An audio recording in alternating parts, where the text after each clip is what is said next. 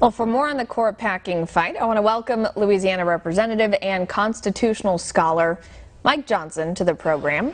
Hi, Congressman. Thanks so much for joining us. Thanks for having me. So Democrats, they unveiled a bill to expand the Supreme Court, as you know, by 4 seats. Yesterday, Congressman Jerry Nadler, who wrote the bill, said that it's not meant to pack the court. He says it's meant to unpack the court.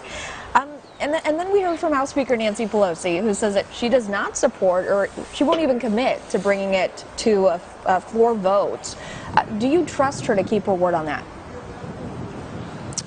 Well, I think she understands the American public is against this, and so she's reluctant to bring it to the floor to appease the radical element of her base. I think personally she really would like to do it, but she's counting the cards, so to speak. But, you know, for Chairman Nadler, who's the chairman of the House Judiciary Committee where I serve, to say that they're going to unpack the court by adding 4 more justices, I mean, it's just laughable. Obviously, he also said in his remarks yesterday the court needs to evolve. The reason they think it needs to evolve and the reason they think it needs to change is because they're upset that President Trump got 3 great appointments to the court during his first term, his 4 years. And that's a remarkable achievement. It'll be the longest lasting legacy, I think, of the Trump presidency. They know that. They're upset about it, so they want to change the whole institution. It would be a disaster if they did it. All right, and as you probably heard, there was another mass shooting in Indianapolis at a FedEx warehouse. 8 people died. So given the recent string of gun violence that's been compelling Democrats to call for new firearm legislation, do you think that there is a constitutional way to address those concerns without infringing on the Second Amendment? We have to jealously guard the Second Amendment. There is always a knee-jerk kind of reaction. People want the country to be safe. They want our communities to be safe. But the answer is not to restrict the inalienable rights of law-abiding citizens in that process. And so there are meaningful things we can do. The Congress should be involved, but it should not be involved in taking account of where everybody's guns are and trying to confiscate them. We should be investing in mental health.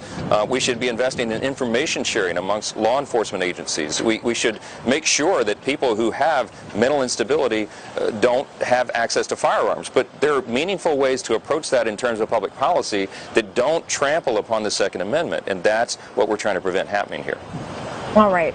I want to ask you about the growing immigration crisis we're seeing at the southern border. There's been a growing number of Republican-led states who say that they will not be housing migrant minors. That includes Iowa, South Dakota recently. Given the situation at the border, they're describing it as a humanitarian crisis. Taking that into consideration, do you think more states should follow suit?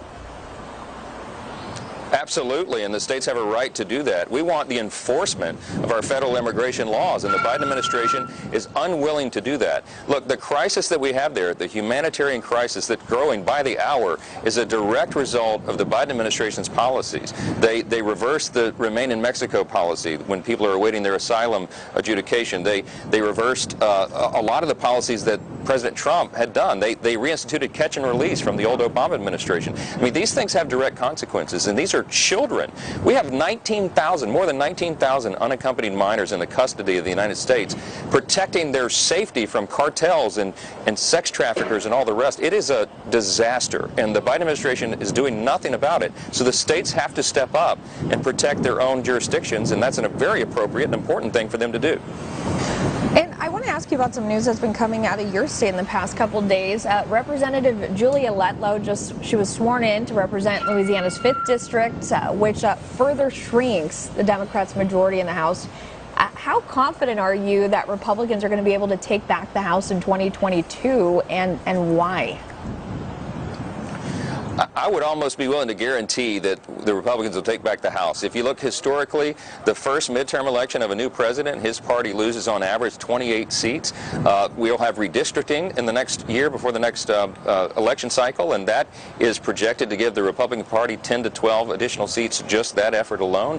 Plus the radical leftist policies, and many of the things we're talking about today are making the American people have buyer's remorse if they voted for the Biden team. And so I think that's going to work in our favor. They have a very razor-thin majority right now, the thinnest, I think, in 100 years.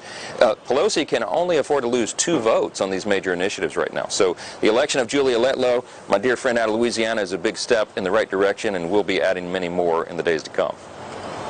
and I'll finish off with this, and based on what you just said, so it seems even though the Biden administration started off by saying it wanted bipartisanship, Democrats haven't really, they haven't shied away, I'll put it that way, from making it clear that they will pass major legislation with or without GOP support. Since first getting elected to Congress, do you feel that bipartisanship, is it possible, and can you name one Democrat that you have been able to work with on any legislation so far in this new Congress? Well, in this Congress, there's been zero. I mean, there are some reasonable folks, a handful of them left on the other side, and we have a lot of good friends and colleagues, but they're not allowed to work with Republicans right now. They've been threatened within their own conference by AOC and the Squad and people like that they'll primary them, they'll run someone further to the left in the next election cycle, so it has destroyed bipartisanship. And when President Biden claimed that he was going to work with the Republicans, it was a joke. They haven't done anything. In fact, we don't even have a regular order.